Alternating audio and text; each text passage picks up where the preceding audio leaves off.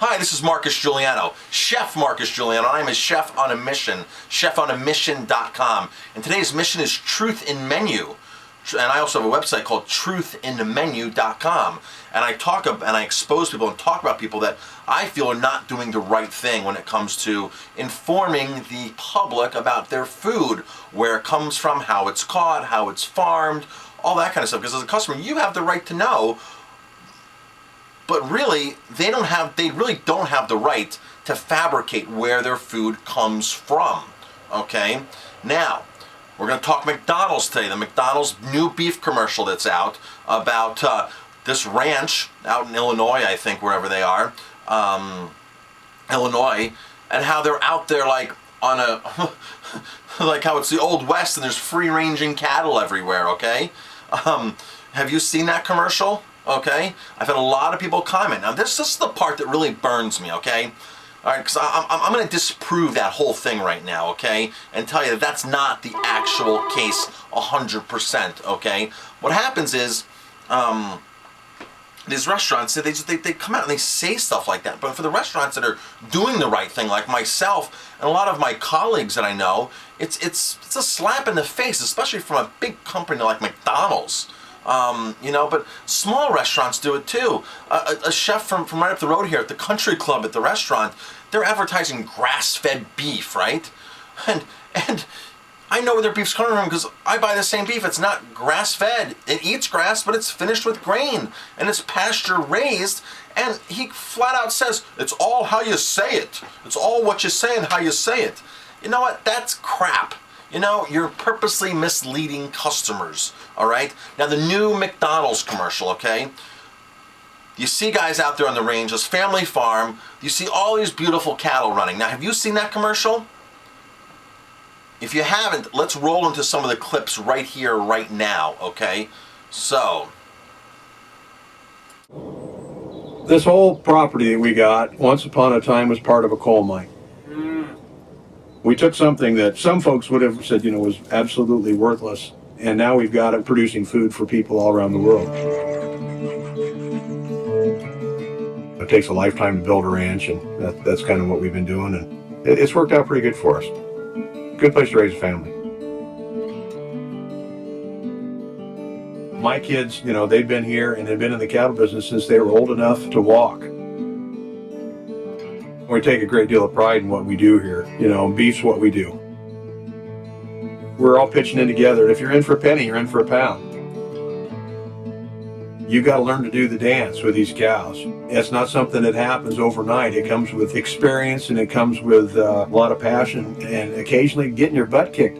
You get to be pretty good at it, or you go find something else to do. There's no better job than one where you actually never go to work, and I don't think I've ever gone to work a day in my life, because I absolutely love it. Most everything that we put into these cattle comes from either from this ranch or somewhere local. The fact that we produce beef from McDonald's, it's a big deal. They have a certain set of quality expectations that absolutely have to be met. You can't get taste without good quality. There's no way to cut corners on that.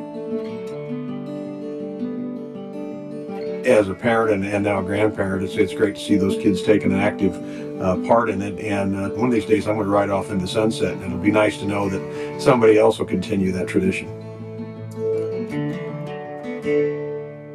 So that's the new McDonald's commercial, okay?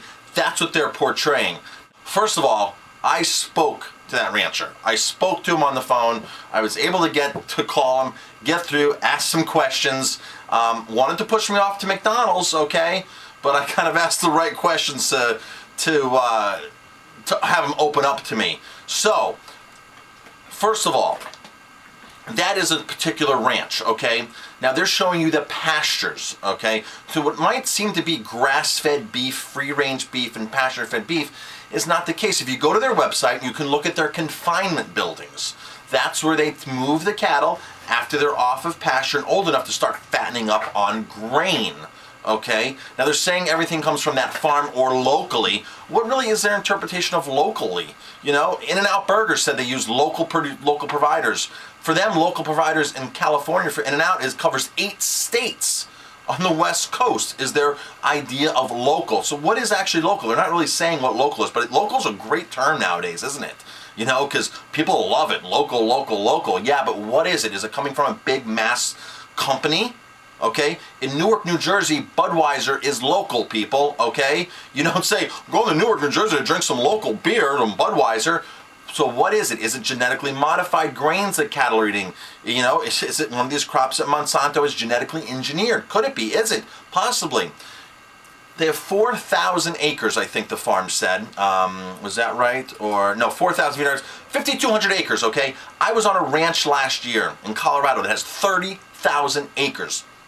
They're doing strictly grass-fed beef. They have, get this, 1 animal per 30 acres, okay? 30,000 acres, less than 1,000 animals they have, okay? These people are saying they have 5,200 acres, and then they have a confinement house which holds 4,000 feeder calves, okay?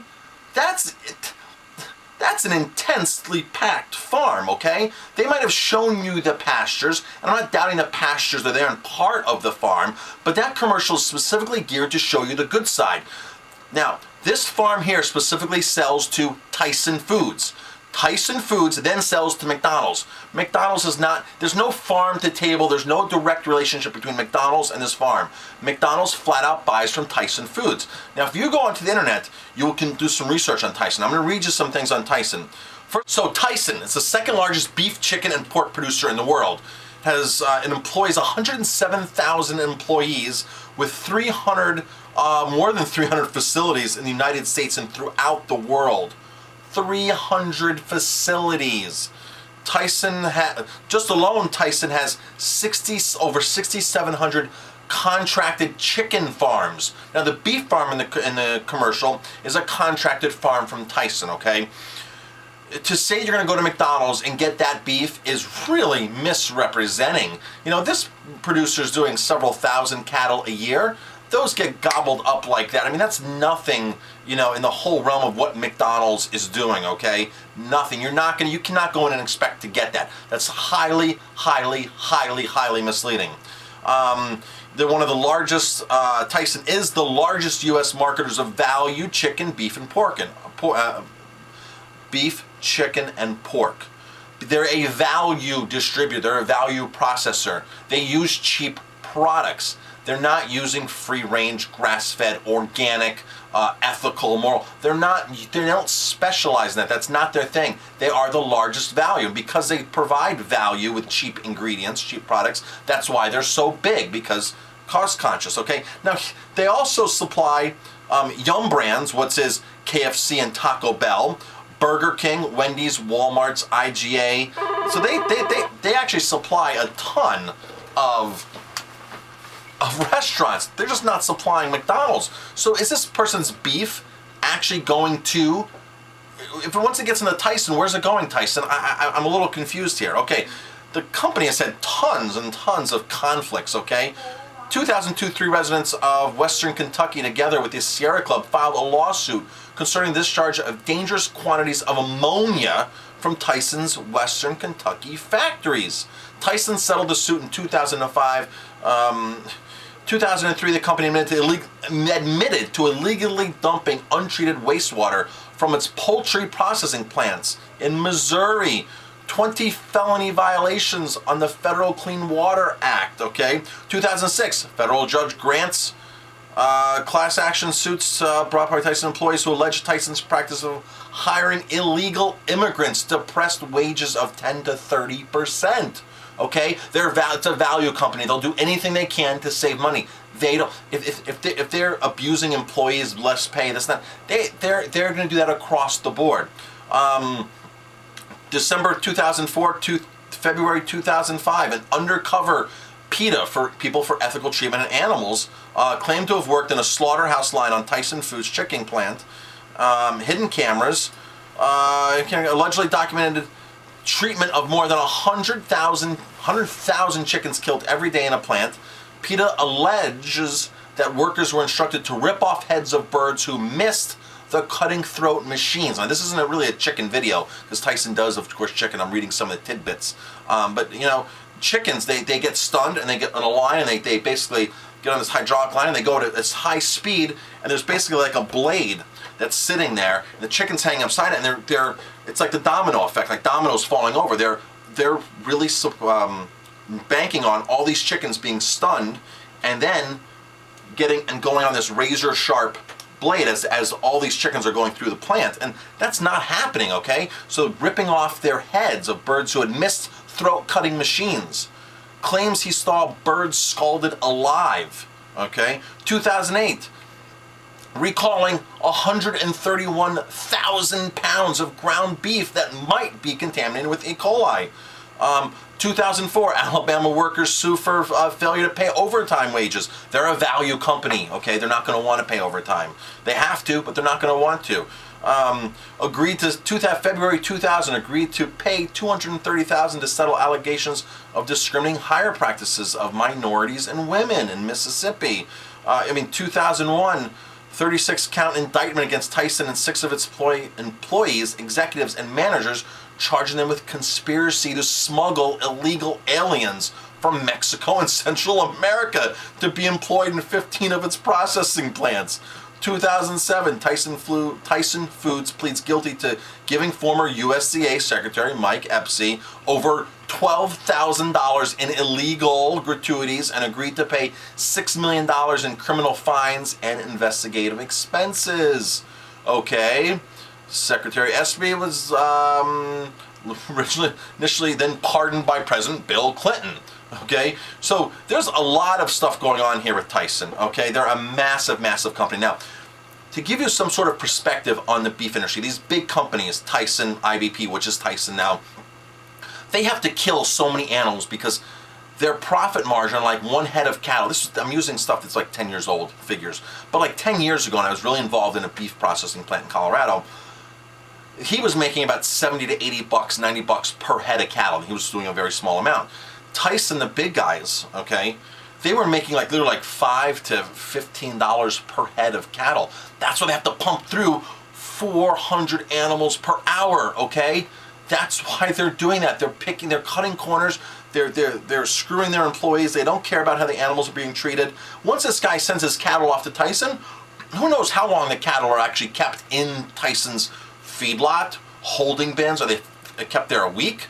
Are they kept there a month? Are they kept there a day? What are they being fed when they're there? They're getting intermixed with other animals from other ranches, okay?